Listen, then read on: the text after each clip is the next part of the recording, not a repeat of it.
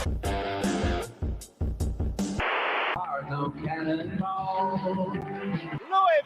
national champions, 1980.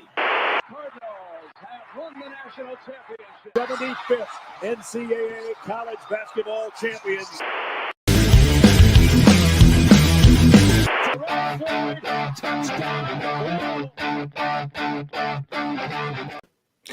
Hello, good afternoon, good morning, good evening, everybody, depending on what time you're listening. Welcome back to another episode of the Third Banner Pod. I am your host tonight, Kyle, and I'm joined by Ross and Josh, and we have a lot to talk about tonight. I see the Ohio podcast is in the house. By the way, we will get into that in a little bit as well, just a little bit about some affiliations that we tweeted out earlier. But for now, I just wanted to say, how are you gentlemen doing tonight? I can't, I'm 6 feet above the ground, man.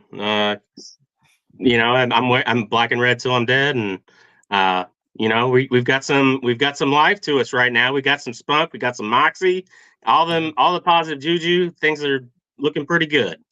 Good. Josh?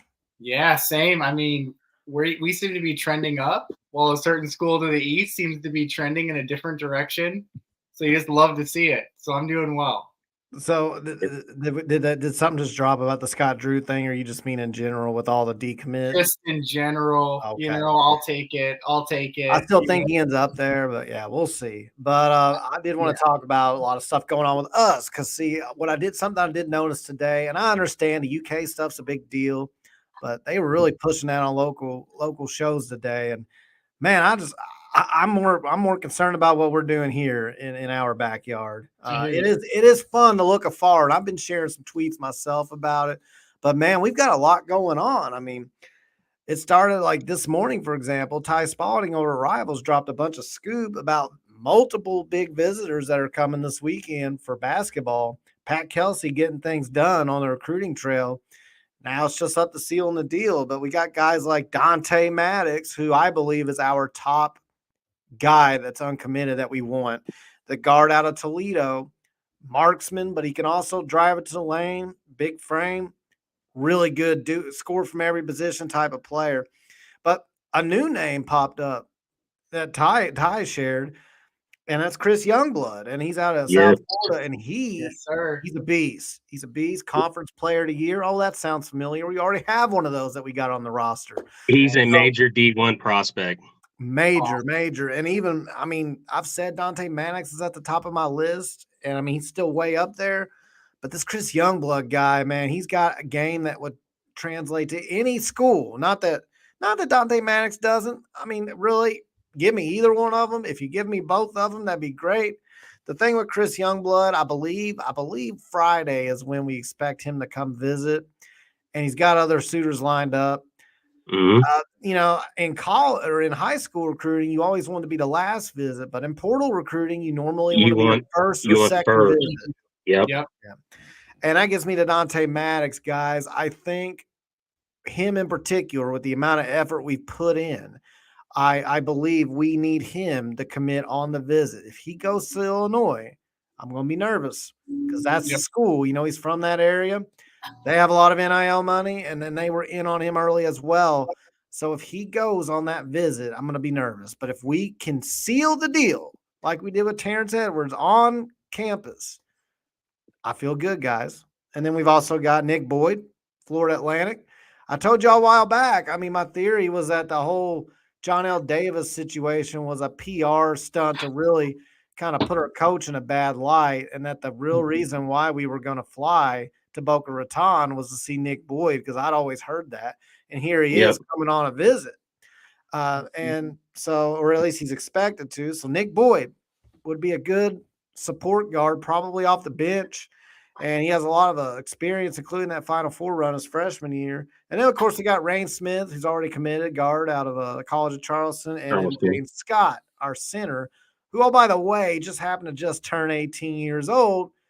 So his whole frame, like people are like, I saw in last episode where people were like, he needs to put some weight on. He's not even close to, he doesn't have his man body. He's a boy. And he is very athletic. He's a boy. He's got money in high school, dude. Yeah. He's got springs though, man. He's got them Space Jam 2 app upgrades in his feet. So Yeah, dude. he's got a nice second and third bounce, man. He's very springy, and it is going to be fun.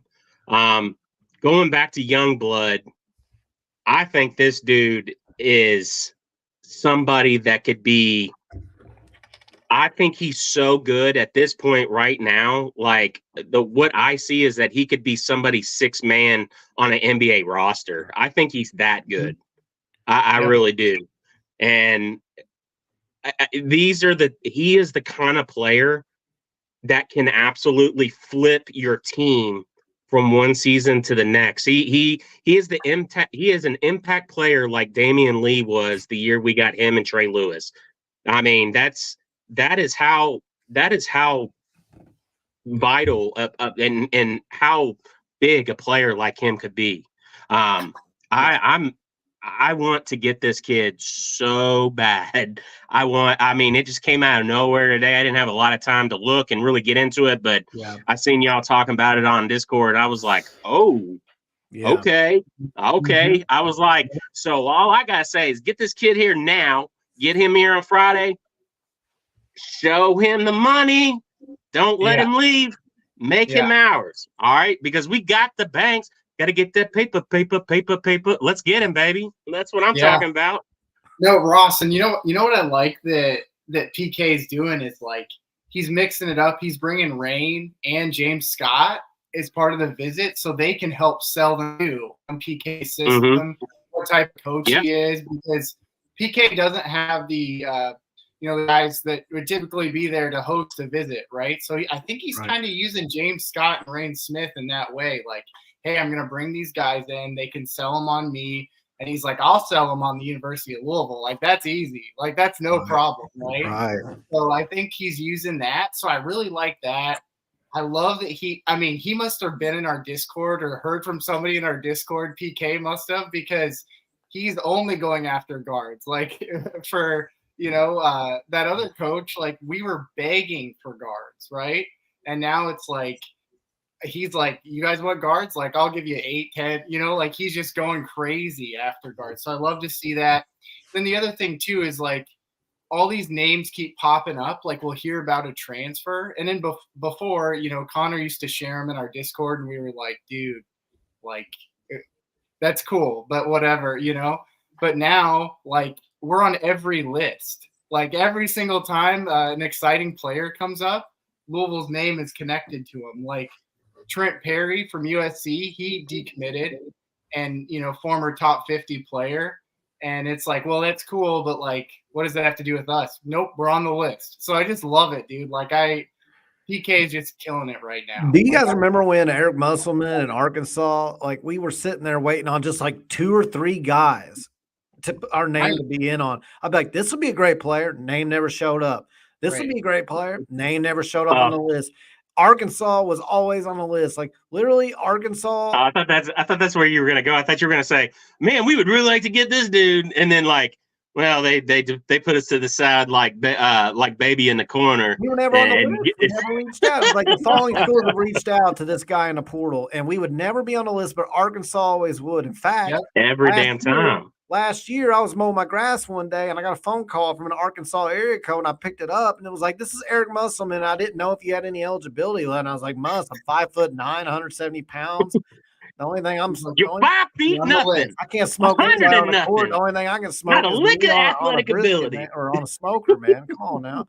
Like he's like, Kyle, if you're going to transfer, I want you. He said, well, I'm just reaching out to everybody because he did. Yeah. Now Louisville is on a ton of lists. Like there was guys tonight. I just saw where we had a stud guard out of USC that's transferring. Louisville's been in contact.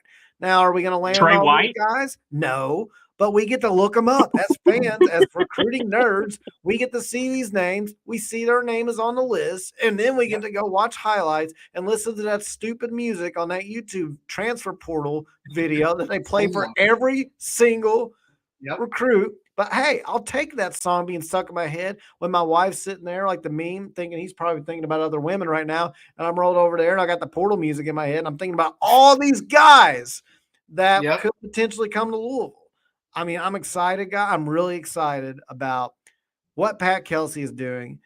Any reservations that we had, I feel like at this point, you know, the only thing left is to seal the deal and then to see what he puts on the court. But from a PR perspective, from an effort and hard work perspective, and thus far from a recruiting perspective, he's killing it right now. Yeah. Yep. Go ahead, Josh. No, you're good. The one thing we need to see, I like Scott, but he's not a guy that's ready, in my opinion, to get a lot of minutes yet. Yep. We need to see 2, 3, 4 big men, like serious big men that we're in on. It's coming.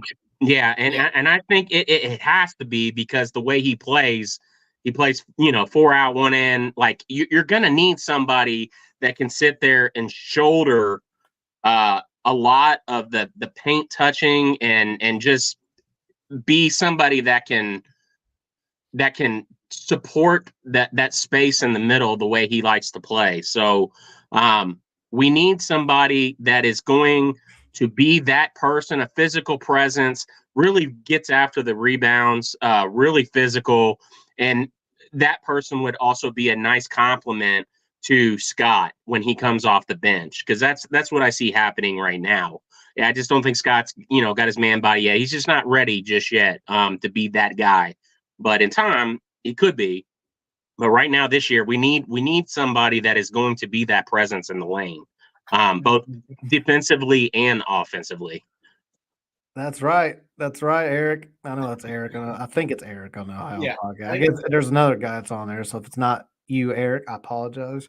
But yeah, he says that that's the meme. You know, he's probably thinking about other women. I am thinking about all these portal recruits, and Mark above caught me saying, I'm thinking about all these guys. I knew somebody. As soon as I said that, I just rolled with it.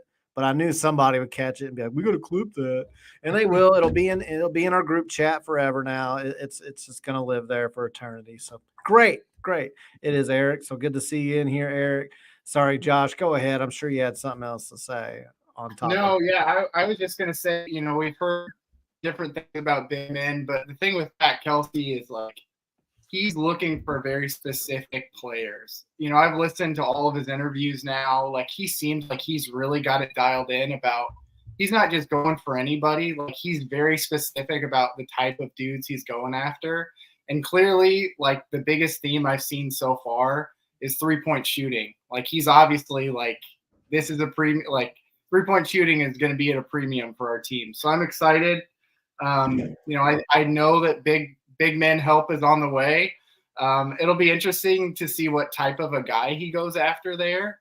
I think somebody kind of in the mold of James Scott, but a little bit more developed, like someone who's athletic, can run the floor, you know, has springs like he does. I think that's kind of the mold he's looking for, but it'll be interesting to see, you know, who we actually go after. You know, the only other name I've really heard was the Kareem Abdul-Jabbar from Indiana State. Hey, he would be perfect. He would be perfect. Well, maybe. I think his athleticism really hinders. No, he's not super athletic, but for what Pat wants to do, especially in the offensive end, he would be perfect. He would be a great fit. I do worry about his lateral agility and being able to defend consistently night in, night out at a level like the ACC. Definitely. I mean, he put a no contact clause. We have to include that. He put a no contact clause when he entered the portal. That's 9 times out of 10, that means you're going to play for a coach that transferred. Listen to me. See, the portal's got me all jacked up on my terminology. But a coach that leaves another job and goes to another job, which Shirts went to St. Louis. So I'm pretty sure that's why he did that. But I mean, hey, who knows? Maybe Louisville convinced him, and he said, you know what? Let's just put that out there because he wants to come here. I'm skeptical that's the case, but you know, I don't want to just completely close the book on the idea. Anyway, it would be a fan favorite for sure, man. It would be a fan favorite. But I did want to touch on, I've seen some people in various groups. I've seen people in various groups saying things like, look at these mid-major guys we're recruiting. Come on, guys. That's not it. Listen, if you get the best mid-majors, like out like the conference player of the year type of dude who are all shooting. Oh, by the way, Dante Maddox, 40% three-point shooter. Chris Youngblood, 41%. Nick Ford, 38%. Rain Smith, 39%, and Rain Smith shooting threes from Bullitt County and swishing them. Yeah. So it's I don't care what his percent is. It's not even like he's got a toe behind the line. He's never going to be the Kevin Durant type of situation where his foot's on the line. He's way behind the line. He steps across half court. You better D him up. So his percentage is even more impressive than your average guy. So all that being said, like these guys are not your average mid-major guys. And I believe Alabama started maybe 4 guys that were off of mid-major teams. So don't give me that crap. There's so many guys that are playing college basketball that you're going to have guys that get overlooked and fall to mid-majors, and then they crush it. And would you rather?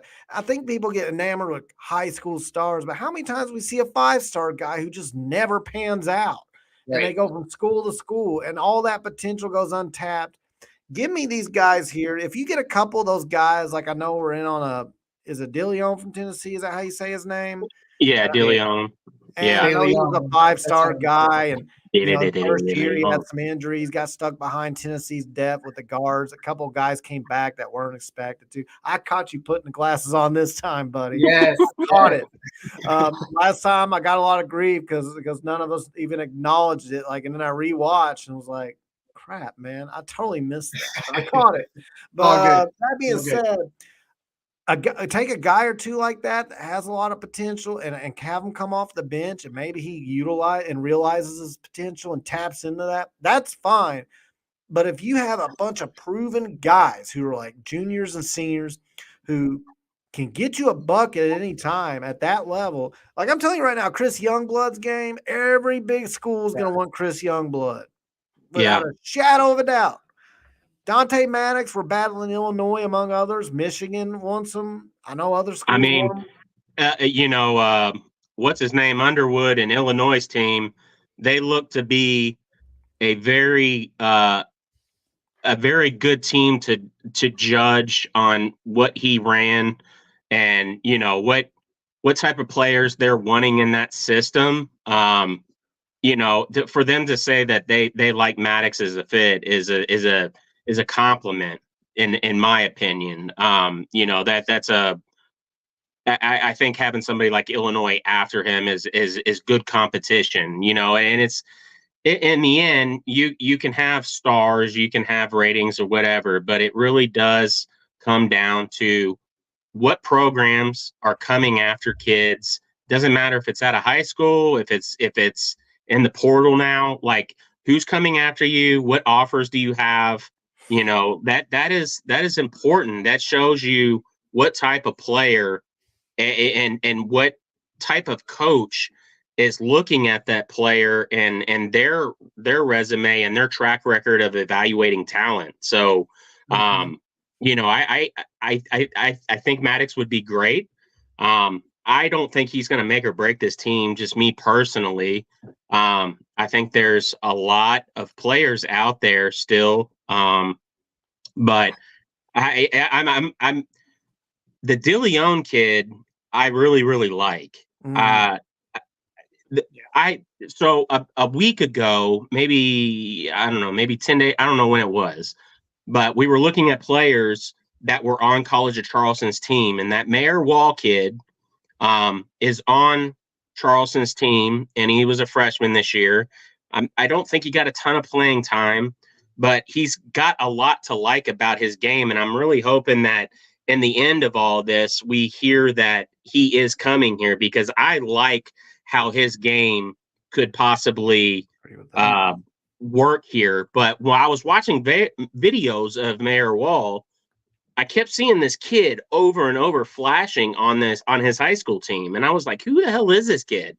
And it was this DeLeon kid that ended up going to Tennessee. And then you find out that he reclassified from the 24 class to the 23 class. So he's also young.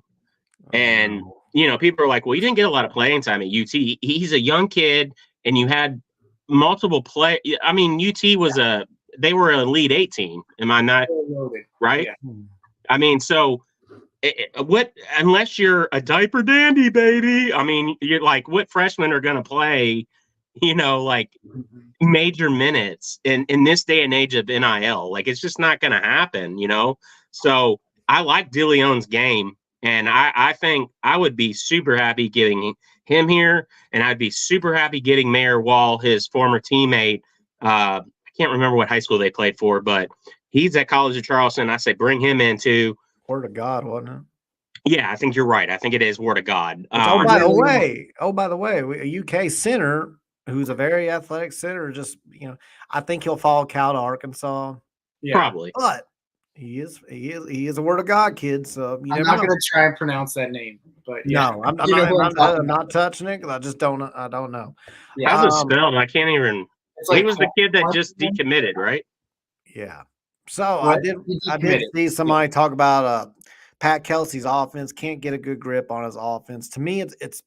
I mean, Larry, the best comp I think is Alabama. Now, obviously, they do not have the athletes and star caliber players that Alabama had, but it's up tempo. They push the pace. They set a lot of flare screens, so screens off the ball. And then of course you have on ball screens as well, but their big thing is get people open for threes and then, have cuts for layups. And a lot of that involves a lot of flare screens off the ball. He's already told you what his offense is.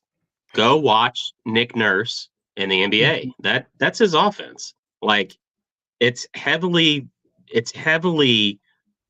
replicates that. I mean, he's told us how he wants to play. I mean, he idolizes Nick Nurse. I mean, he really does, and he believes that is the philosophy to winning big in this era of basketball. So I did want to say, guys, I don't know when we want to transition into. We don't have to right now. But by the way, we are going to talk football tonight. I know a lot of people have been itching for football, but I mean, there's just been so much going on with basketball. We're going to break down a lot in football. So I don't know if you guys have more to say about the basketball stuff or if you guys want to get into the football stuff.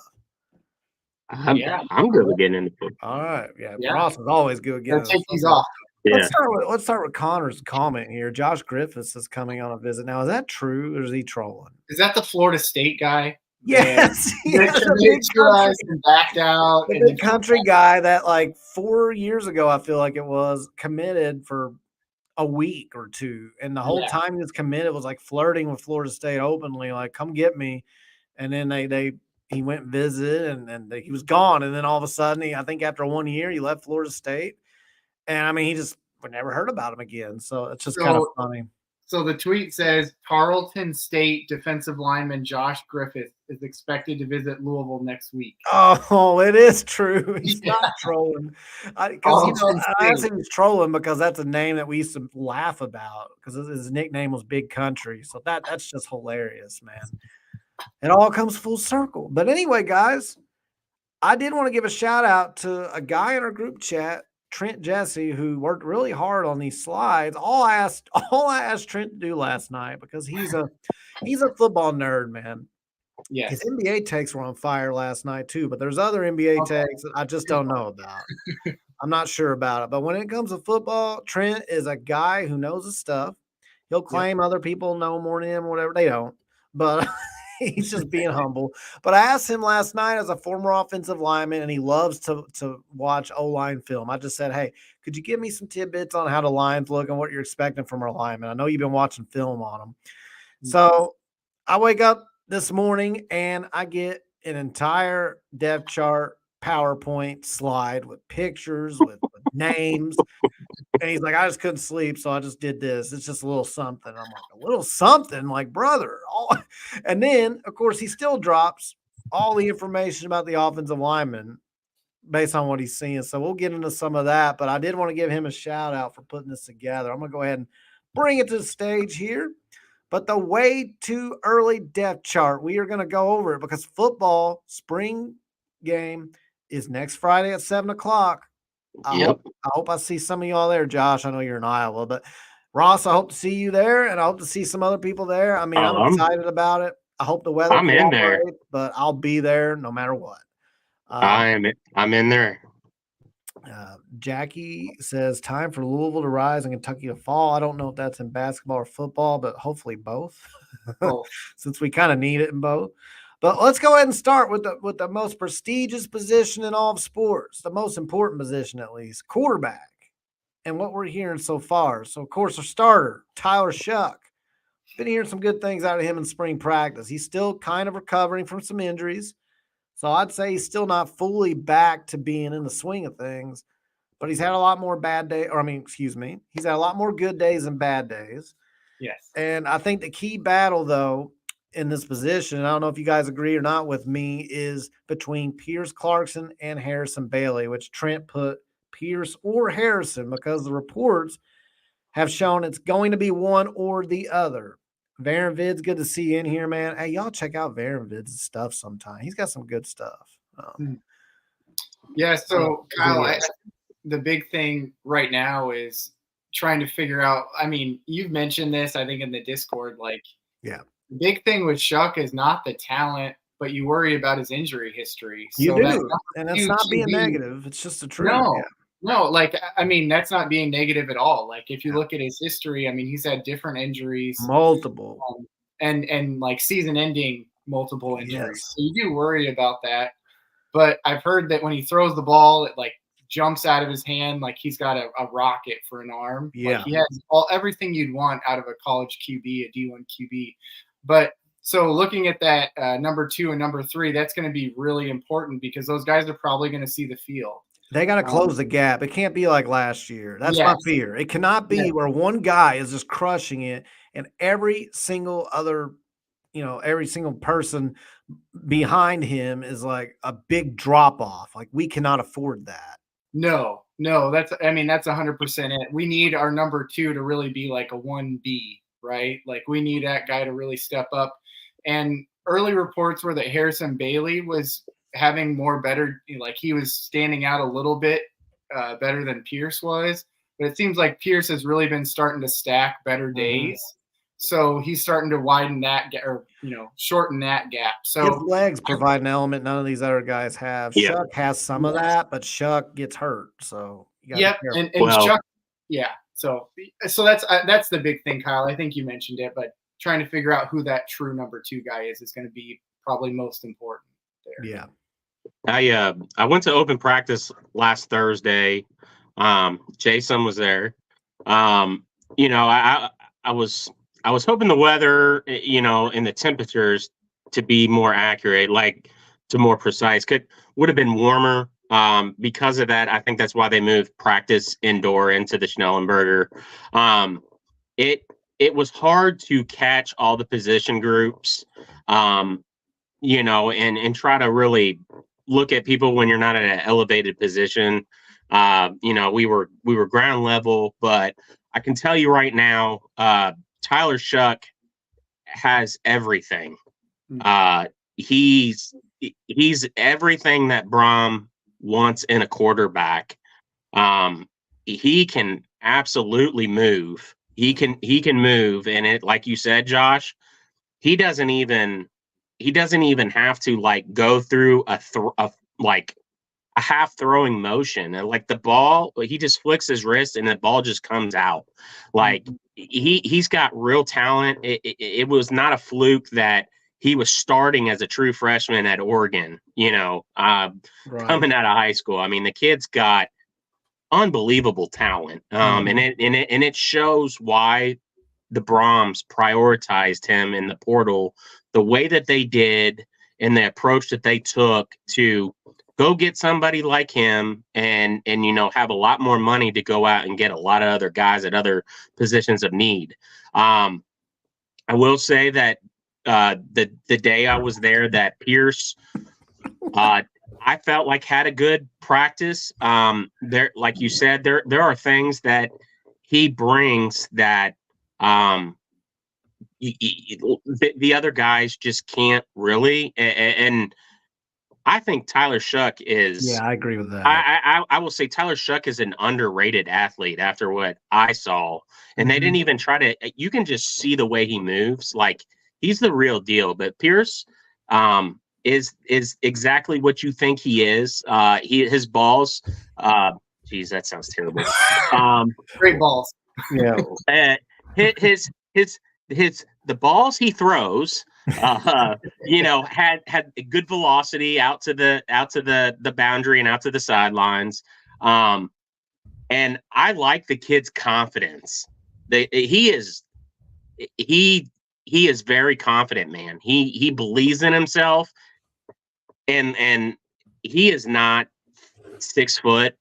He is 5'10" he's a smaller guy, okay, but he will talk it and he will walk it. Like he has bravado, like he believes in himself, and he talks that ish on the field, and he's a good leader. He knows how to lead his guys. That is one thing, and is very evident just from one practice that I saw.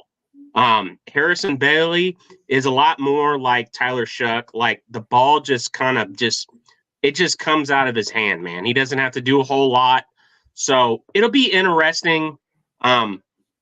What happens, what we want is that we don't really honestly have to ever see Pierce and Harrison have to play. Cause I think Shuck is that good, man. And just, I do think that the coaching staff has a lot more faith and belief in whether it is Pierce or Harrison. It might depend on, honestly, the opponent if something happens, who is going to get the nod to go out there first, honestly. I think both could play. I think that we will see packages with Pierce where he's going to get out there no matter what. So I'm excited about that QB room. I really am. You know what's funny about this depth chart, and Pierce's height is, somebody says exaggerated. I would agree. It's probably like 5'11", maybe. It says 6'1", but it's funny that all these other guys, 6'5", 225, 6'5", 230, 6'6", 220. Just an interesting thing. I did see where somebody in the chat put that Brady Allen is Brohm's guy. I see him winning the job. I do not. Unfortunately, everything we've heard about Brady Allen is that he is struggling to pick some things up and have it all. He's struggling with the playbook. He's struggling with the playbook. But when you see him out there, you get why he is physically imposing. He is as big as anybody in that QB room. And it's the same thing. Like, you see all the physical tools, like the way he throws the ball, the way the ball comes out of his hand. Like, you see why guys that are QB coaches would be excited to have them in their position group. But it's he's from what you hear, he's really struggling. He's struggled to pick up the playbook and make that jump like Pierce and Harrison have this year. Yeah. I mean, because they were all here last year, but those two in front of him have really made the jump, and he's still behind. So Captain Hampton, Deuce Adams did not make it early. I know on our pod a long time ago, he had said his goal was to come early, but he was not an early enrollee. Don't know what happened there, but he should be here in the fall. So I would say that because I kind of had hopes that Deuce would end up cracking third string maybe.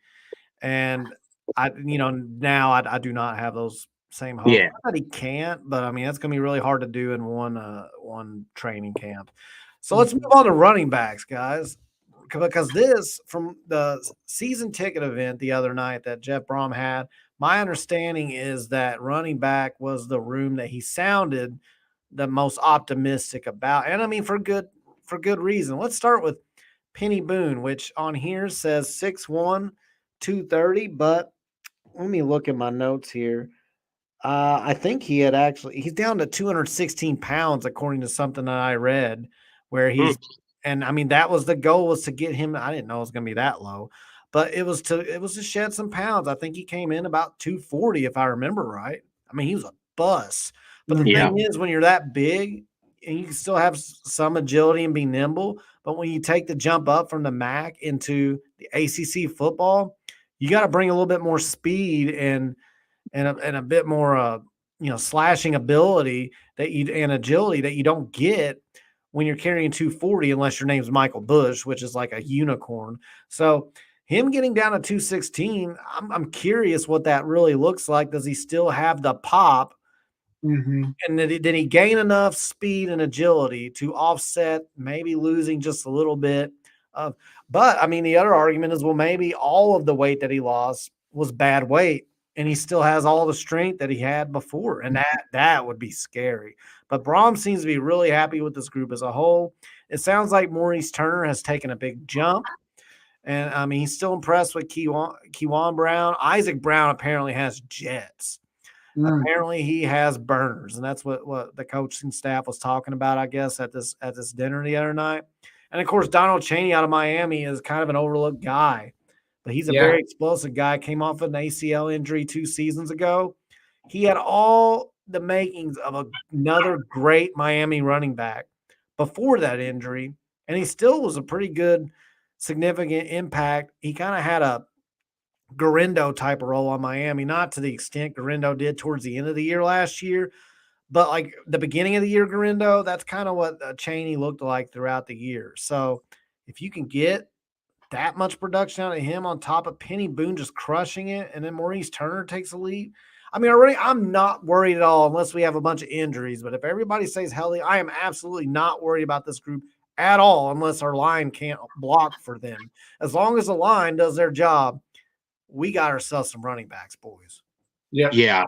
And I again, this is based off of one practice that I saw in person. Okay. I can't honestly remember there being a time where I saw Penny Boone touch the ball. I don't know if he wasn't practicing that day and he was sat out, but the dude that was the dude that was the dude in practice that day, last Thursday, was absolutely Kewan Brown. That guy was getting the most touches, and he was quick to the hole, one cut. He was breaking dudes' ankles, and I mean hard cuts. And it was Kewan. Okay. It was Kewan Brown.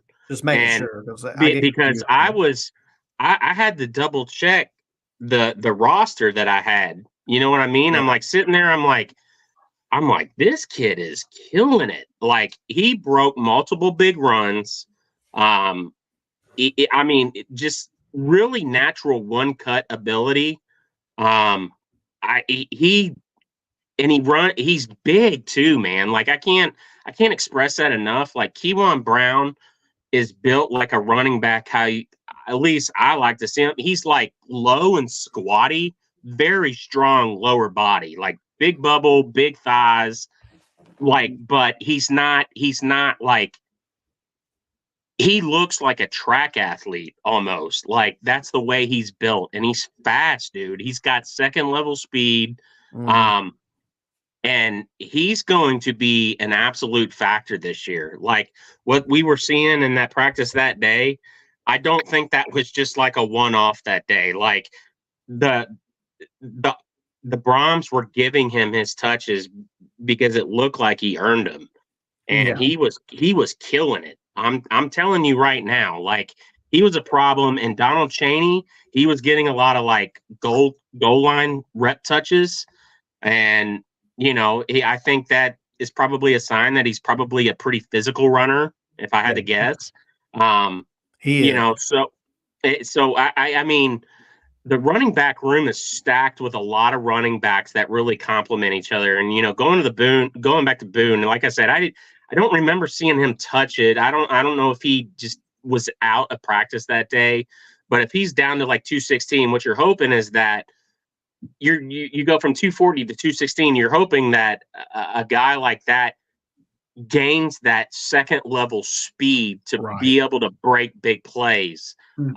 So we will see. I mean, only time is going to tell. running back is all about it's very similar to linebackers in my opinion. It's all about an attitude. Like a running back like Penny Boone, he's not going to shy away. The way he used to run and shy away from contact, he's probably still not going to do that, even though he's, leaned up and lost 20, 25 pounds. He's still going to run very physical. So it'll be interesting to see his transformation with this new body, and in particular, the types of yards after contact that he gets, being lighter compared to what he had at the MAC level, being 240, and the yards after contact he had then. I think it could provide a major dividends. Well, real quick before Josh goes, I just want to say Trent had said, who made this chart, he said all heights and weights are from the U of L website. So yeah, and they change all the time. The U of L website doesn't keep up all the time. So Penny Boone probably was 230 3 months ago, even 2 months ago, maybe. So anyway, go ahead, Josh. Yeah, no, I was just going to say, I was going to touch on one thing Ross said, but first, Steve, your question is, who is the last football player to play on the B-ball team? I'm pretty sure that's Josh Chichester. I don't know if that's the only one I know of off the top of my head, but feel free to correct me in the chat if I'm wrong on that. But Ross, I wanted to touch on something that you said about looking at the different attributes that these running backs have, like just how well they've built this running back room. Like, look through it. There's a redshirted senior with a lot of proven production. You have Donald Chaney from Miami, redshirted junior, another guy with ACC production. You have Mo Turner, who we know what he can do, but another redshirted junior. And then you have Keywan Brown, who's a redshirted freshman, and then Isaac Brown, who's a freshman. So, like, he's balanced it out well. He has different types of dudes in there. Like, I just love the way that they build their roster. Like, not just at running back, but I think the running back room is a really good illustration of how, like, thorough they are with all of that. And I just love to see it, Yeah, it makes sense from both, a level of – it makes sense from levels of eligibility, how much is remaining, how much experience they have, to their running styles, to even the size, that kind of works itself out too with the levels of like eligibility that you have left. Obviously, guys that are older are going to have more of a man body and they're going to be more physically mature, but that they've got a good combination of running backs that can get you hard yards. They got guys that can break big plays. They've got guys that are kind of the scat back guy that you can you can move around and move outside and can really catch the ball out of the backfield. And you've got a lot of guys that fit the mold of being able to be being able to do all those things. So like you said, I mean, it just the running back room just makes a lot of sense in a lot of different ways. All right. We talk about the running back studs all day because of how awesome it's been, but we are going to move on to tight end. Tight end is a position where we really don't know what all it entails yet because Mark Redmond's not on campus yet. But from all indications, and I agree with Trent's order here, Mark Redmond is the guy. He's going to be the guy. I think as long as he stays healthy and gets through fall practice, you're going to see how well he plays right off the bat. He's going to be an instant impact guy. He's going to provide a weapon we did not have last year, which kind of leads me to Trent, and this is Trent's order, and I mostly agree. Jamari Johnson has made a huge leap from everything we keep hearing. It sounds like he's in better shape. Like I said, these weights come off of the website, but I have a feeling he's a little less than 265 now. It sounds like he's really got his body trimmed down, and he's really putting it all together in his true sophomore season. So Jamari Johnson has more potential than anybody in the tight end room if you just go off of potential because of his unique athleticism. He played multiple positions in high school and excelled at them, including quarterback. He played a little bit of quarterback. So he's a guy who has the most unique skill set out of all of them, but Mark Redmond has the most consistently reliable skill set. Kariski, I know Trent's big on Nate Kariski. I'm big on him too. He's not, he's a Stephen Van Treese of college football. He's a junkyard dog. He's going to block. He's going to be a really good blocker. And he's not going to be a guy who jumps off the screen for amazing plays, but he can catch the ball consistently. And he does provide at least somewhat of a receiving threat. He's not a guy who's going to rack up a ton of yards. He can get you 2 or 3 big receptions a game, possession receptions. That's just my opinion. A guy not on here, which we'll get to, Jaleel Skinner out of Miami. I know he plays tight end, but he's kind of been more of like a hybrid type of player. So he's included on the next slide, I believe. So just because I know some people will ask, where's Jaleel Skinner? He is on the depth chart, and we'll get to him as well. I'm going to tell you right now, that 265 weight, being somebody that worked in surgery and seen all kinds of body types and everything, that I think that I think that weight is very accurate. Oh, okay. Oh, I thought you were going to talk about his ass again. Well, I mean, look, I'm not trying to looking at explosive players. There's one thing that you will always see. They've got bubbles. They got bubbles that rank higher than the other players at their skill group, no matter if it's basketball, football. I'm telling you, track athletes, same thing. Like, that is where all your power is. That's the power of your base. That's his explosion. Jamari Johnson was absolutely flashing last Thursday. He looks 265. Like you said, you would think that sounds big. I thought Jamari Johnson last year was probably playing close to 295, 300 pounds. I said that multiple times last year. He was not in shape. He is in shape this year. And not only is he moving around and getting around better, I mean, the game looks like the offense looks like it's slowed down to him. Like, it was very evident. And it was very evident. And this kid is going to have a huge year. And one thing that maybe not a lot of people are really talking about yet, having him learn behind a guy like Redmond, learning how to play to the position, like that. The one thing that kept Jamari on the sidelines more times than not last year is that he was a liability in the blocking scheme, because when he got out there, you knew it probably wasn't going to be a run. He would kind of tip the hat to the defense of what you were going to do. If he can pick up the blocking this year, and he has the body to do it, like he has all the tools to be that guy. He's got a great mentor in front of him in Redmond to learn from. I think that this is going to be one of the biggest, it might be the biggest improvement position group on the entire team this year. I really do believe that. I think Brohm's going to have the tight end group that he wanted last year, that we needed last year.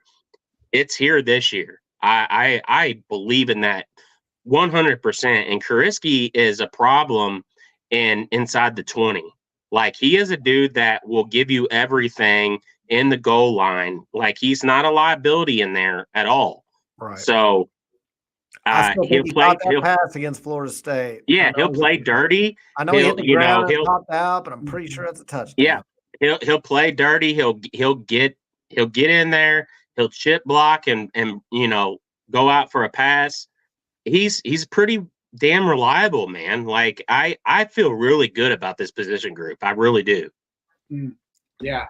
I think the big thing with Johnson for me last year, and I didn't notice the blocking issue as much, Ross, but that's a really good perspective on that. But I also thought he was a little out of shape. I know you love talking about his ass, like he was a little out of shape. Like, we joked about it a little on the Discord. I said bubble.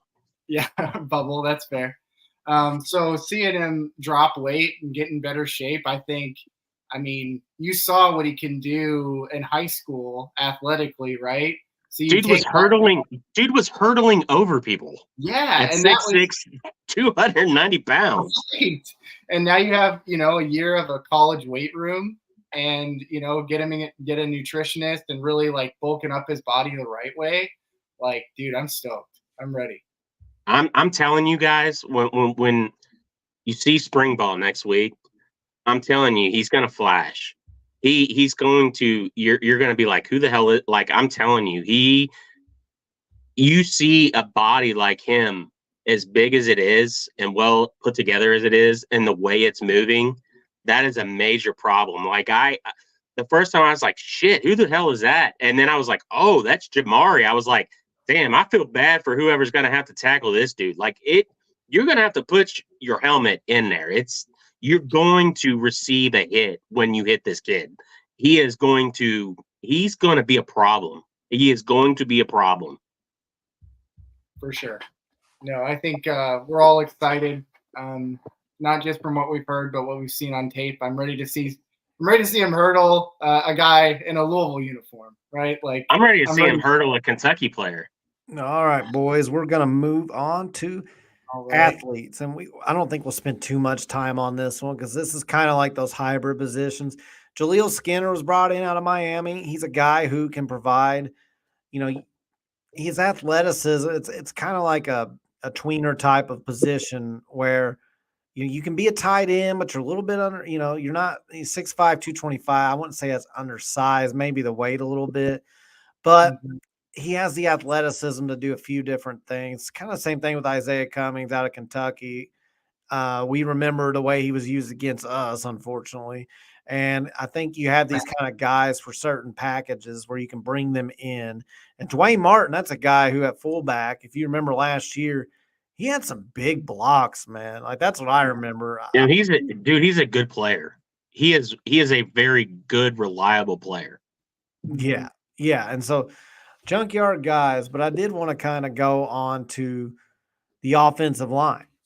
The most important, besides quarterback being the most important position in football, I would say the offensive line is the most important group in football, because you can have a bunch of 9 and 10s at the skill positions, but if you don't have guys blocking for them, you'll never know. Be like surrounded by a bunch of beautiful women, but you don't have the ability to talk to them. So, that's kind of how it is with the offensive line. Hey, Kyle, really quick. One thing, Larry had asked about a tight end transferring from UK. I think you were talking about Isaiah Cummings. Yeah. He's the kid from Mayo. Yeah, and I will say that he made some good made some good plays last Thursday as well. Like, he might be what I came away with watching the offense. And didn't matter who the quarterbacks were, who they were working with, because they were rotating the quarterbacks in with the 2s and the 3s, and and the 1s. Like, there's a lot of weapons on the field. Like, the Brohms have a lot at their arsenal this year. Like, I really like the way the team is constructed. Like, there's a lot to be happy about. Who's Trey Adams? Do you know who that is? I was going to say. From Oakland, yeah. The 4 from Oakland. Oh, man, we've been in contact with Trey Town. That's cool. All right, well, we're not going to – let's stay on topic here. So, offensive line. I have my own thoughts on offensive line, but some of those are influenced by our buddy Trent from the chat, who knows a lot more about offensive linemen than me. And most of the time when he talks about what he's seeing, it ends up showing up on the field when they actually get out there. He gets more right than he does wrong. I will give him that. Monroe Mills, for example, like, I know Trent is very high on Monroe Mills, and this was a coup, man. This was a big coup in the portal. This is a guy a lot of big schools wanted, and he got a bag to come here for sure, and he deserved it. I mean, that's the thing. Like, you get whatever, supply and demand. I have no problem with it. You don't get undeserving money. You somehow became in such high demand that you were able to get that money. Now, obviously, you need to continue that, progression when you get onto the field. That's a whole different thing. You gotta prove it once you get here. But I think Monroe Mills will. He's a guy who, he has a huge frame. He has a strong lower body, and his running protection is elite. Like his rush pro, it's elite. It's like some of the best we've had here in a long time. And he's really good at pass protection. I mean, even better at that, I would say. It looks like Trent had wrote he allowed 2 sacks on 500 pass sets last year. He does have 2 years eligibility left, so that's good. Michael Gonzalez, he was our guy last year. So he's the most consistently reliable returning we have on the roster next year. I'm very confident in him, just very steady, very steady. Gonzalez is our Alex Cupper of this O-line. Yeah. He can play almost every position. Yes. He's going to be able to do it well and you're not going to have to really worry about him a whole lot. He's flexible enough. He's got some deficiencies if you move him to like tackle per se. Maybe he doesn't have the size, but he's got the agility, and he is a utility guy on this O-line, and he has earned where he's at. He has earned it. So Pete Nigra, he's the center that we got that came in out of I think it was NIU if I remember right. So correct. He did not allow any sacks as a starting center in 2 years at NIU. That's pretty good. I mean, obviously the competition has increased, but it sounds like he's doing really well in practice from reports that he's picked it up really well. I think if he put on a little bit of muscle, that'd be good. And that's a lot of feedback from Trent as well, that if he put on another 15 or so pounds.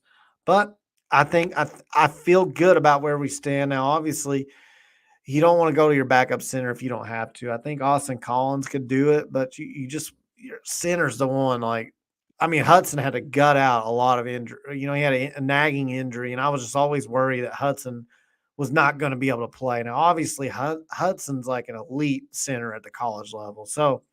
He was, man. Losing him hurts no matter what. I don't expect Niagara to fill those shoes, but hey, you never know. Just remember, I mean, we've had Madden in the program for a year. Now, yeah, he's a back. That's right. He's another one they're looking at center. I forgot about Madden Sanker being in the center position. All the potential in the world. So Lance Robinson. That's a guy who we kind of forgot about until the bowl game last year, because they changed the portal rules. They changed the portal rules, and all of a sudden the transfer out of Houston, who kind of flew under the radar a little bit. He loves shoes. Yeah. So Lance Robinson, he came into that bowl game and did a great job, and I think he will end up being our starting right guard. Renato Brown's a guy who obviously has a lot of experience, and he got hurt last year. I do think, though, that Renato had some struggles at times picking up some things, and now that he's had an injury, I'll be interested to see who they go with there once he returns. And I have a feeling it'll be Lance Robinson, and I have all the faith that that'll be a rock-steady position as well. And then at right tackle is Houston buddy Trevante Sylvester's another guy, or Jonathan Mendoza, and I'm interested in that battle. So not really sure between those two. And you got Austin Collins lurking back there. He's a backup. Madden Sanker. I mean, we've got some depth. We got some depth. Now, I know Ross is big on thinking we need more depth, which is fine. You could argue, you could argue that there's never enough offensive linemen, and it's hard to counter it. I feel good about our offensive line if they stay healthy. Well, they're too deep. I will say too, like I always felt that Renato Brown was better suited as an interior lineman, but he does have experience and has shown that he can play, a right tackle position. So you've got some flexibility there, depending on what happens. Who was the buddy with drawing a blank right now, man. Madden Sanker's buddy. He was a big time freshman. Luke Burgess. I mean, that's another one. Yeah, I mean, And he's he's not anywhere on this list. But I think he's a guy come fall camp, and as the season goes on, depending on how things go, he's a guy that could kind of find his way up there in the 2 deep. I'm not putting that past, and I say that because I felt like the word we had heard last year is that the staff really liked the potential of Burgess. They really liked him. So, he's got something that you just can't teach. I mean, he's legit 6'8". He's a lean 315 pounds. I mean, 300. He's a big kid, man. And he's got skill. He's well put together. I just think he's a guy that is going to find his way up there. I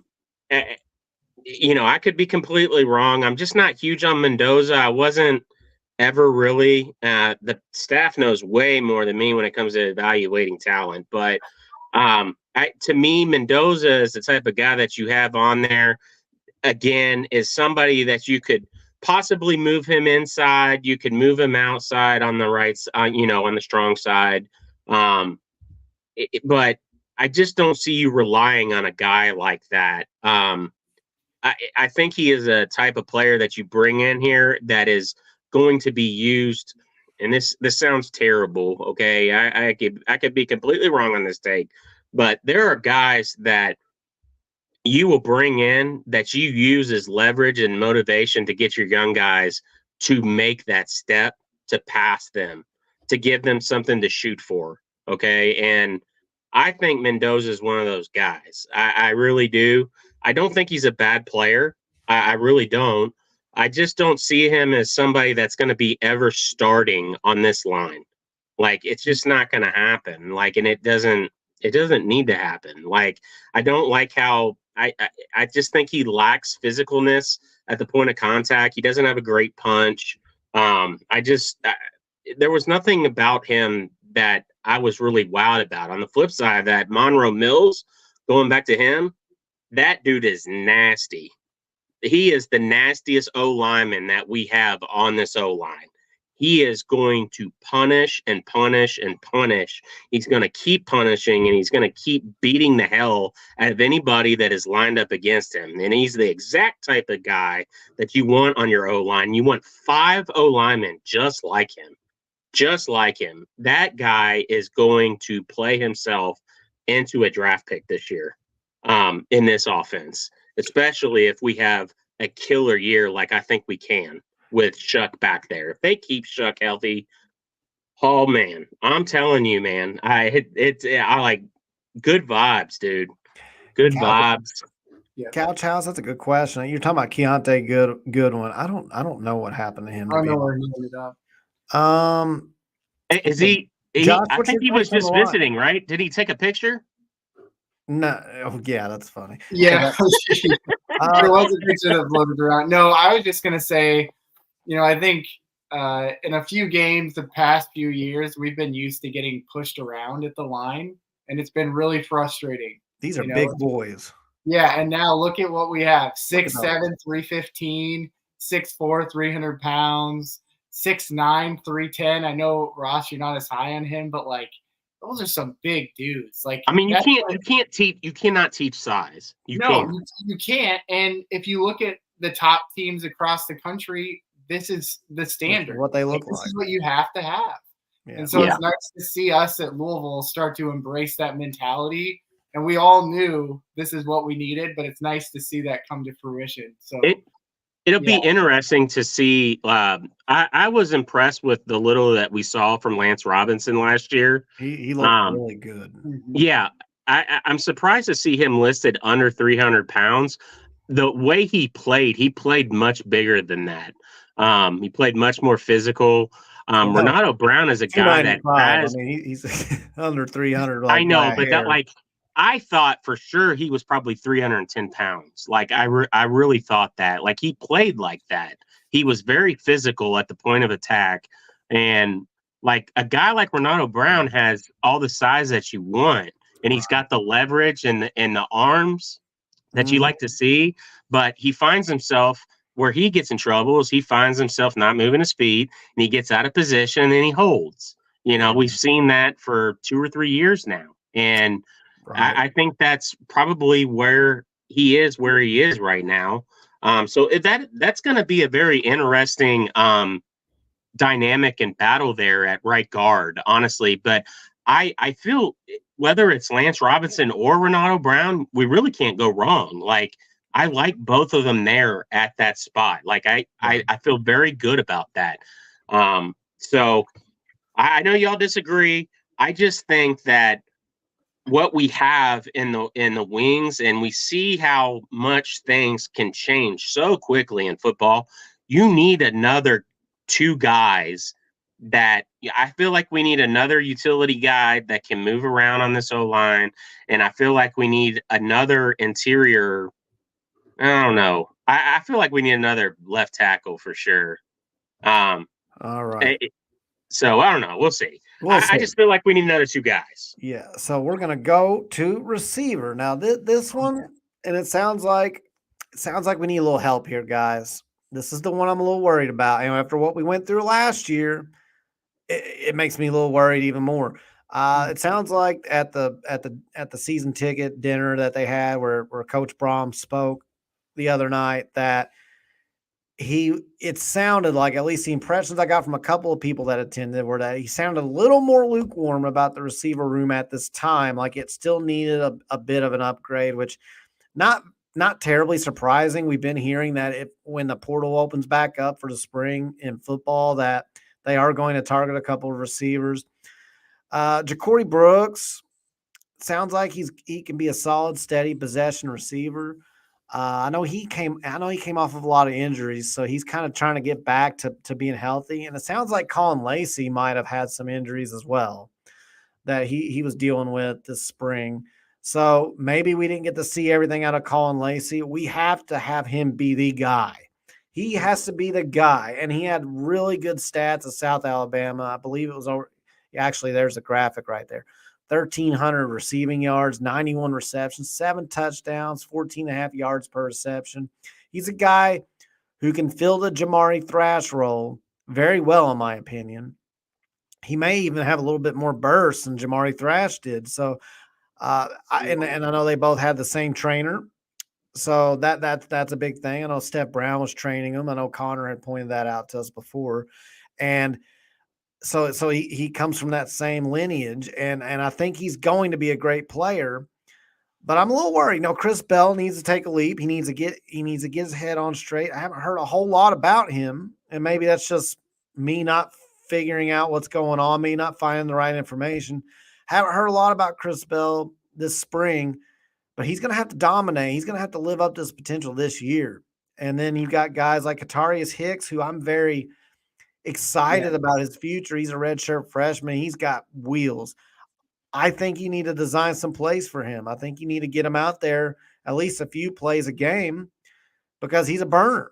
He's an absolute burner. And it's just a question of, can he run precise routes, and can he consistently catch the football? So I think we got some possibilities. I've heard some good things about Jaden Thompson being very consistent, but he's not a burner at all. He's not going to burn you. So I'll worry a little bit about that. I just think we need a little bit more out of this group. Lacey and Brooks are a great start. And if Chris Bell is up to his potential, I think that can be good. But we need like 5 or 6 dudes in a Jeff Brohm offense. I do not want to see last year repeat itself, where Jamari Thrash gets hurt. Of course, Jack Plummer just the first half of the season just honed in on Jamari Thrash, like locked in on him. And that's why he had a lot of picks, because you knew he was going to Jamari Thrash all the time. And he finally got away from that a little bit, but the receivers were not consistent at all. And I just don't want to see a repeat of that. So that worries me as much as the quarterback thing, where I don't want a huge gap between our second string quarterback and our first string like we had last year. And I don't want the struggles we had in the receiving core that we had last year. So I think we need 2 more dudes out of the portal. I don't know about what you guys think. Yeah, looking at our depth here, Kyle, I do get a little nervous, but the top end talent is great. So like Ja'Cory Brooks, Colin Lacey, Chris Bell, those are guys you feel good about. Katarius Hicks, like we know he has speed, but we haven't seen him do as much at this level yet. Yeah. So I get a little nervous there, like looking at the depth. We've heard some rumors about some players that might be coming in, but I think one thing we need to think about is I remember watching the spring game last year, and I remember our Discord freaking out, like, man, we have no line. Like, we're in trouble. And then what did Brohm do? He went out and totally revamped that O-line room after the spring game. After the spring game. So just remember, like, Brohm is going to be looking for holes in this roster, and he's shown he can fill them and fill them quickly with starting caliber players. So, I know we get a little nervous looking at this room, but just keep that in mind. We can still update this for this season. The one thing I got from practice, and I'll just say, I have a little bit of in with some players on the team. I'll just put it like that. It's nothing major, but I got some good tidbits. Sounds like they're very high on Ja'Cory Brooks. They're just allowing him to get healthy this spring so they can really push him in summer workouts and then have him ready for fall camp, So I think they feel really good what they have in Ja'Cory Brooks. Chris Bell is a guy that always seems to look the part, but it's just a matter of, are we going to see it in production on, come game time? Colin Lacey has been a little banged up. He is fast. I saw that firsthand, very fast. The one guy, from what I understand, and I saw it firsthand, Katarius Hicks is primed to have a big breakout year this year. Somebody was asking about JoJo Stone, and you were saying, Kyle, about maybe having some packages. I think it's going to be hard for JoJo to see the field this year. He'll get reps. But I'm telling you, Katarius, his nickname is apparently Blue. He's fast as shit, dude. And he is way more of a player than I think any of us realize. Yeah. I sat here and watched this kid. Brady Allen was at quarterback, and it got some buzz, but I saw it.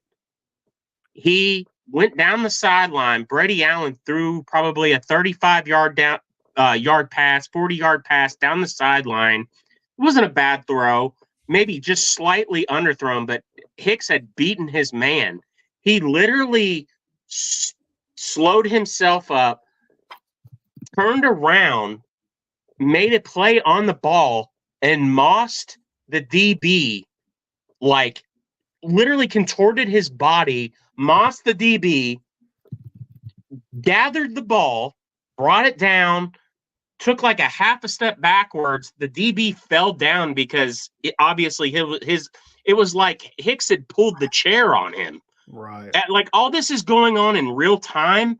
And then he just gathered himself, came down, half pivot, finished the run down the sideline for another 20, 25 yards, touchdown. Like, I was like, holy and this dude's like 5'9", dude. He's like 5'9", 5'10". To see him go up the way he did was absolutely an incredible play. Like, this kid is going to be absolutely dynamic. And I'm going to give my best friend Chris a shout out. He's been praising this kid Hicks since last year when we were watching tape on him before he even made it to campus. He's like, this dude is the real deal. And like, you can't teach what I just saw last Thursday. That wasn't a fluke. Like, and he's apparently been doing things like this all spring practice from what I'm hearing. Like, Awesome. He's been killing it. So I think this kid's primed for a big time breakout season. He's going to earn his way on the field. Like, he is going to get out there. All right.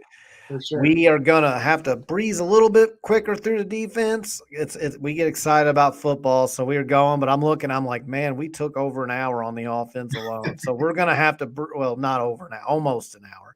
So let's start with like obviously the most impressive positions in my opinion on the field.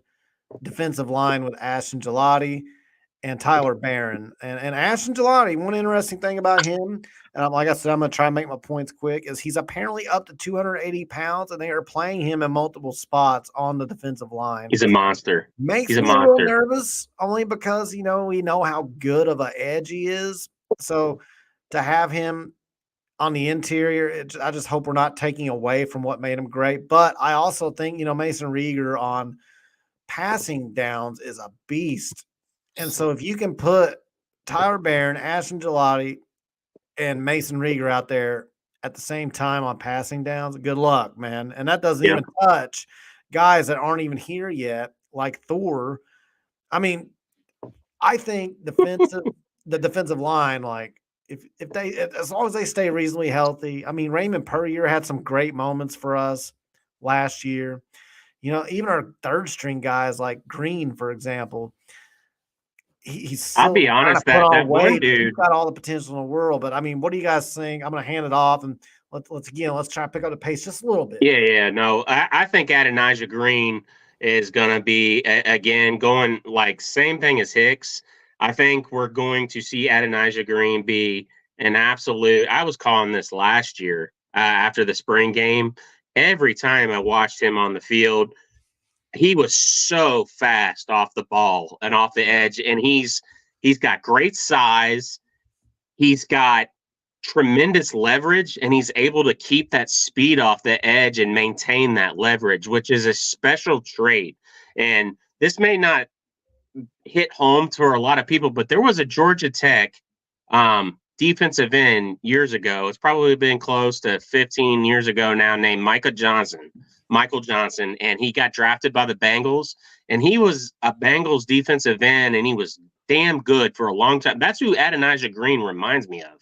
He reminds me of him, and if Adonijah can like do that, and I see a lot of that, like I think he's going to have a tremendous year. I love Rager. I loved Rager since last year. I wish we could have kept the one dude that it's just like 56 or something. He ended up transferring. I get off topic, but he ended up transferring. He flashed a lot last year. I just wish we would have been able to keep him in the interior this year. Yeah, I just had two quick things on this room. Number one, we have a room with Ashton Gelati and Tyler Barron in it, and we're talking about 2 or 3 other guys. Like, how lucky are we as a fan base right now? Insane. Like, dude, it's just I know I'm like the hype guy with everything, but like I can't help myself. But one other thing I wanted to mention was there were some rumors going around about Barron possibly leaving. I don't think that's the case now. No, but part of the reason why that was because Adonijah Green was playing so well. They were saying he was playing right there with Barron. Which so Barron's been hurt. So he right. Yeah. Yeah, but that was the thing was that Adonijah Green was playing so well that was helping, some of that. So anyways, a lot to be expected. We're going to get to the defensive line, the interior. We touched on it, so we don't have to go too crazy with it. But, I mean, it's stacked. Thor Griffith, not even here yet. I think he's going to be our best defensive line interior guy. I mean, he's got all the tools, strength. I mean, his lower body movement, he's so fast and powerful. The combination is incredible. Desmond Tell is just Mr. Reliable, very consistent. Same with Jared Dawson. They're both impact, consistent guys. Jermaine Lole, when he is healthy, man, he's really good. And so the big thing with him is his health, but he's another guy that's just tremendous. I think that the addition of Thor is going to help Jermaine realize his potential this year. Yeah. And by the way, Jordan Gerard out of FIU is really good as well. Yeah, Jermaine is a very good run defense interior lineman. And I think Thor's going to require a lot of attention. He'll require a lot of doubles, and that's going to open up a lot of single block, with Lole, and that's going to be a problem. He is going to be able to. And you got Barron and Ashton out there too. Yeah, well, and the thing is, the quickest way to get back to the backfield is up the middle. You know what I mean? So like Lole is for as big as he is quick off the ball, and he's got a lot of quickness, and he found himself, I felt like, in the backfield a lot last year. I think that's only going to get better this year with a guy like Thor there complimenting him. I look for a big year from Lole. Right. Yep. All I'll say again is look at the size, all 300 pounds. I mean, just some big dudes. And again, if Lole can stay healthy, he could be our best. I mean, it's hard to say our best player on the line, but he has that kind of talent. I mean, he's been on a bunch. Absolutely. I mean, he's been on a bunch of NFL boards. I mean, he's got all the talent in the world. Yep. All right, so the linebacker position, this is the one that makes me a little nervous. We've got some returning talent, and I mean, Stanquan Clark, I think, is going to be a beast. I really do. Ben Perry is Ben Perry. Apparently, Tamari McDonald, from everything I'm hearing, has been just hanging it right in there with Ben Perry, and they're both just like equally impacting practice. So that's saying something because Ben Perry's a stud. So if Tamari McDonald, the transfer out of Tennessee, if he's really hanging in there with Ben Perry, that's great. Because I remember when we thought Ben Perry got hurt a couple of times last year, we were like panicked. We were like, what are we going to do without Ben Perry? He has that kind of impact. So if you literally replace Ben Perry with freaking Ben Perry, then good luck, offense. But Stanquan Clark, really good player. We need to see him take a leap, though, because he's going to be out there more. And TJ Quinn is reliable. I worry a little bit about the depth at this position and some of the drop-off. I mean, Jalen Alderman had moments last year, but he had his struggles as well. Dronte Davis out of Texas A&M, he has some experience, but he's not a guy that pops out, at least hasn't yet. He hasn't popped off the chart whenever you've looked at his film and looked at his stats from other places. Maybe it doesn't tell the whole tale. It doesn't always. I mean, you can't watch every single player in the country. So you just have to, just browse over what you can with some of these guys. But I don't know. I worry a little bit about this. If we could just land one guy in the portal, one surefire impact dude at this position to complement Stanquan and Ben Perry and TJ Quinn to an extent, I would love that if we could find another guy there. No, for sure. I think when I look at this room, I think of Ben Perry kind of like Kyle Hamilton for the Ravens, like only in the sense of like he does everything for the defense. So like Kyle mentioned, when he would get hurt last year and you're thinking like, man, could this drag out a few games?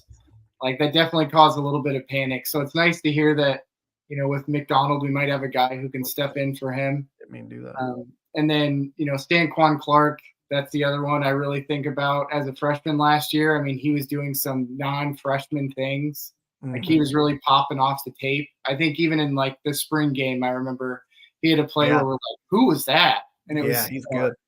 Yep. So those are the things I think about looking at this room. I actually like I like the starters that we see here. Again, the depth is worrisome. I really like a player like Jalen Alderman. He is, to me, he has showed that he is kind of what you want in a linebacker at this level. He's physical enough in the run game, but he's also, he can move enough to be able to cover some guys in short field situations in the passing game. I felt like he really made big steps last year and really proved his worth last year. He's just a football player. I really like him a lot. TJ Quinn, I told everybody last year after the spring game that dude was going to be an absolute monster. Every time he was just always, he's a guy that is just always around the football. He's always around the football. He's a football player, and I feel pretty good. I feel great about him. I love. You can't get enough TJ Quinns. Danquin Clark, we saw in limited situations last year, like in that goal line situation. What game was that? The Notre Dame game. There was a particular situation where he came up absolutely huge in a goal line stop last year. So, and I mean, he was a true freshman, I mean, he's got a lot of talent. I really, really like, if you're looking at this group, Watts is a guy that's a huge sleeper. He came up big for us last year after some injuries. So I'd be curious to see how much him, can get on the field. And it seems like Ivy really is liking what he's seeing from Capers, who has all the ability in the world that we know. He's gotten a bit of he's gotten a bit of criticism from the staff. I know this off. Well, he's not this week. He's getting praise this week. Is he? They've turned a page. So like this week. This week, Ivy has said that he likes what they've seen from Capers. He's very coachable, and he's taken to the coaching. Like, that's exactly what you want to hear. So, like, we need that him. Kid has everything. We need that to be a success story for sure. Yeah. So I mean that, and looking at like tight end, you might have some room for some addition. After spring practice, that might be a couple of positions that they look to add depth. Josh, what do you think, man? No, I was just going to say, to Ross's point, we heard that TJ Capers, there were some comments where we weren't even sure if he was going to stay with the team. Like, we were worried about the things the coaches were saying and the way that they were saying them. But this week, like Ross mentioned also, Ivy came out and commented on that and said, like, he's taken that criticism to heart, but in a good way, and like really turned a corner. So good to see here. All right. Moving to slide 11, the cornerback position. Boys, the more we talk, the more I'm like, good grief. Like, the depth chart. Stacked. As long as we can stay healthy, guys. Because I don't know. Obviously, Quincy Riley is Quincy Riley. You know what? I'm not going to touch on Quincy Riley, not because he's arguably the best cornerback in the country. I would have no problem with somebody declaring him the best cornerback. I would put him up against anybody. Well, when you're that good, and we've seen what he does, there's not a whole lot you have to say about him, except thank you for coming back. Taz Nicholson out of Illinois, he's got all the potential in the world. I've heard Holloway has been very impressive, as has Corey Thornton. I've heard they both had really good springs. And Aaron Williams is the guy who I'm hearing is jumping out. He's the wild card. I'm hearing he's been very impressive. Now, if you don't remember, he came from Bosco with the Bosco group. I thought he was the best player on Bosco that we got out of all the guys we got. Yep.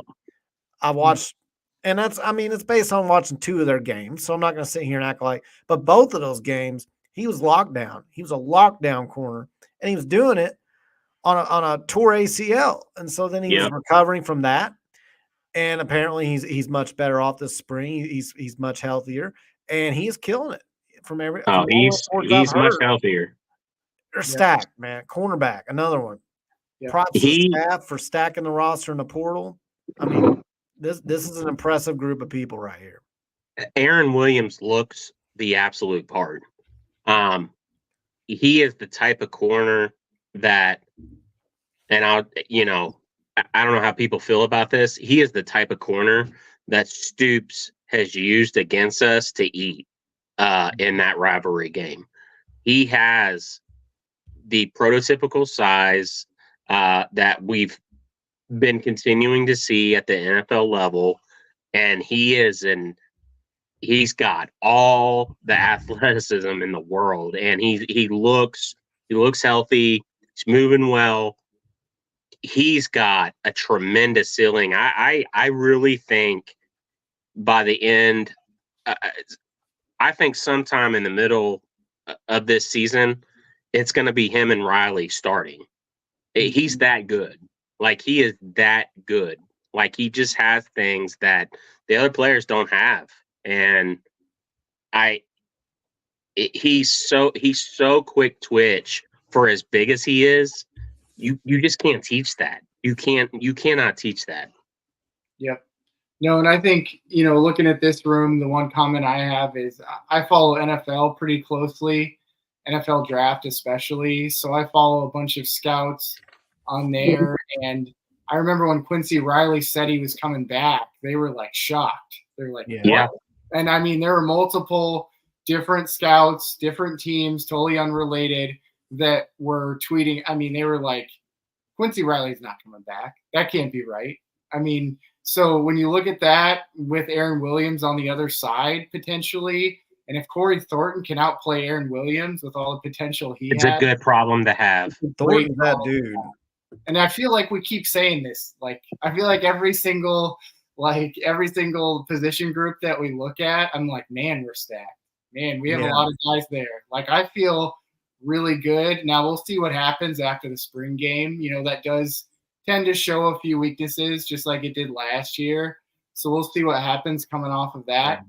But I mean, I'm really liking the way our roster is shaping up. That's nice. Yeah, that leads us to safety, final position on the field. By the way, MJ Griffin's back. I don't know, Ross, if you've heard too much about how MJ is doing. That's one I haven't heard. Is he back on the field in the spring? Yeah. Yeah, he was out there. Okay. I was trying to look for him, but again, like, I didn't have an elevated position. I'm obviously not super tall. Like, it was kind of hard to see things. I do know that he's been out there, he's been working, and he's apparently been looking damn good. So I'm glad he was on. Yeah, like trajectory. He's looking, from what I heard from somebody on the team and everything, obviously we've been reading, like, he's looking like he's picking up right where he left off, last year before he got hurt. Like, that's impressive if he is, because I remember the reports were raving before that happened. They say he's like right on. Wow. Honestly, I've even heard that he's like, he feels like he's ahead of pace right now. Wow. So then you got Devin Neal back there, who's consistent. He had his good moments last year, and then he had some moments, especially at USC game, really sticks out, and even the UK game to an extent. But he's a guy who is a good player. And I like Devin Neal last year for the most part. He just, his one weakness, I guess, is that he's a little bit slow-footed at times. So you can burn him if you get back there with the right skill set as a receiver. But good, solid player. Wesley Walker, not sure about him. D'Angelo Hutchison, he's obviously been in the program for a little bit. He has some experience. He's a sleeper. Another sleeper. Wesley Walker, that's one. I don't know if anybody's heard much about Wesley Walker, if he's going to crack the depth chart at free safety or what the deal is there. But I'm curious about seeing him in the spring game, because that's another one. Like I said, some of these guys I don't have as much input on because they're transfers in, and I haven't been able to. I live a little bit further north, so I haven't been able to get down there to the practices, the open ones. But I'm excited. Wesley Walker's one that's on my list to watch during the spring game and see what he brings to the table. Yeah, and Cards for Life. You hit on what I was going to – sorry, Ross. You hit on the one thing I was going to say was that McCullough was a former 4-star who went to Oklahoma. And Oklahoma gets about whoever they want in that area. I mean, their recruiting's on a whole other level. So, I mean, if he's a 4-star getting recruited by Oklahoma, the talent that he has. So that's the one name where I'm looking through this list where I'm excited to see what abilities he does have. Yeah, again, I mean, going back to what we were saying early in the show, like, who's pursuing you? Like, that matters. Who's your offer sheet? Who's coming after you? That sort of thing does matter. That, I do want to hit back on Hutchison. Kid makes himself noticed. So we will see. I got big expectations for him as well. Good. Well, that wraps up our football part of this. I did want to talk about the tweet we sent out the other day where we are now a part of the College Huddle, which is a group of podcasts that are networking. It's basically an umbrella of podcasts, which we all network with each other. So some of us every once in a while will be on their weekly ACC episode. And it's just it's a website. Go to thecollegehuddle.com to check it out. We are on there under the Louisville tab. So it's really cool. I'm really excited about that. Shout out to Eric and the College Huddle Network we appreciate them really looking in us. He was in here earlier, and he's been following us for a long time, just watching our pod. And so we're just glad that out of all the pods he's watched, he really, really became glued to this one as a potential podcast to add for Louisville. He only wants one per school, and so he chose us. And we talked about it as a group, and it sounded like a really good opportunity. They put a lot of work into that website. There's going to be a lot that comes out. And I think they've got a good plan as far as how they're going to roll everything out. But I think being a part of that network, we'll be able to do crossover episodes with teams that are in that network, like that we play in football and basketball, for example. Or maybe we get a big recruit from a transfer portal. We can talk to somebody from one of those from one of those podcasts, and they can really give us some feedback. It just provides more opportunities. So I don't know if you wanted to touch on that at all, Josh, but we're glad to be a part of the College Huddle Network. Yeah, no, I think having a chance to speak with Eric and hear what they're all about, I think it's something that really connected with us. And, it's fans talking about sports. These are all fan-based podcasts. So if there's ever a player from a different team that transfers in or transfers out, we might be, like Kyle mentioned, on their podcast, so they might be joining us. But it's a really exciting opportunity. We're hoping it can help us get better content for you all as well. There's a JMU podcast. We could learn a little bit more about our new commit. I'm really excited. The information sharing that we're going to get there is only going to help benefit everybody with, all of our viewers. So I think it's something to be really excited about, and there'll be more to come as this opportunity grows and as we learn more about it. Yeah, I mean that's the main thing. It's an opportunity, and I'm glad, and I'm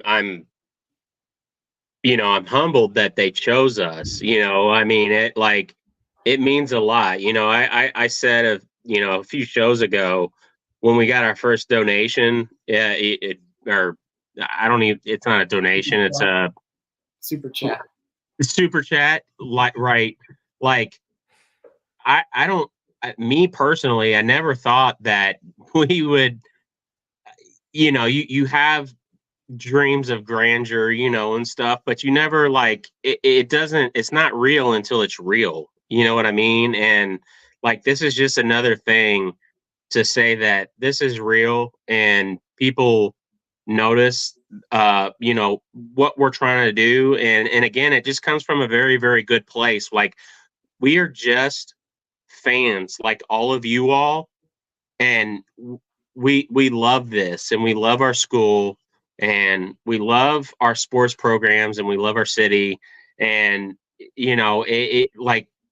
this matters to us in a very big way. And it's nice that gets noticed, and we just want to keep it going, and keep doing what our original goal was. So very excited about the opportunity, and it's going to provide more opportunities, 100%. So glad to be a part of it. Thank you very much. Very humbled, and very excited to see what's going to come from this. All right. Well, I appreciate everybody tuning in tonight. Do you guys have any final thoughts? Yep. Just one thing really quick. I'm not allowed to read the list after what happened on our Friday night show a while back, but the bracket challenge, we will be announcing those winners probably on the Friday show. Okay. So look for that. We appreciate everybody participating. Trent, special shout out to you, man. Thanks for putting that list together. Like very detailed. Yeah, good job, Trent. I mean, this dude works overnight shift, and he's sitting there and like on his break time. Like, I mean, it's just great. So I just wanted to give him a special shout out. But appreciate you, everybody tuning in, and more to come.